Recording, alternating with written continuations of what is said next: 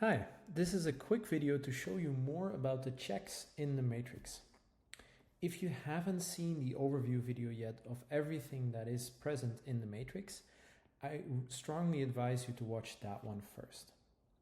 But if you have, let's dive in. So let's go to the matrix and click on consulting agreements. As you can see, there are a bunch of consulting agreements listed here, and if you scroll to the right, you will see all the risk levels detected by the checks. What you can do right here is just double click on a risk level and the document itself will open, and you will instantly see which clause in the document was detected as potentially risky. You can easily change the risk level right here if you want to. And you can check out the other risks in the document if you want to as well. Another nice feature that we have is that maybe you are interested in everything related to change of control.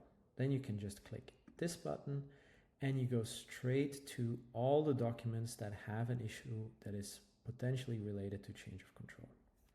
But let's go back to the matrix and back to our checks. So yes, you can see these checks and you can see who has reviewed them.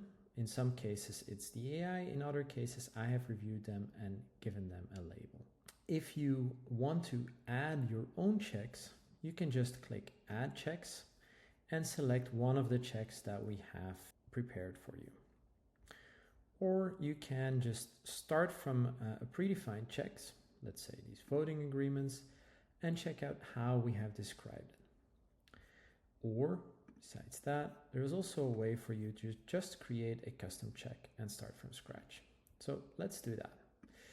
Here you can give it a topic. So for example, you take something related to corporation, you give it a topic, and this is also the topic that's used in the red flag report. You can give it a description or a question that you're asking, and if you want, you can report red flags. Here you can define what your golden standard or your ideal scenario is.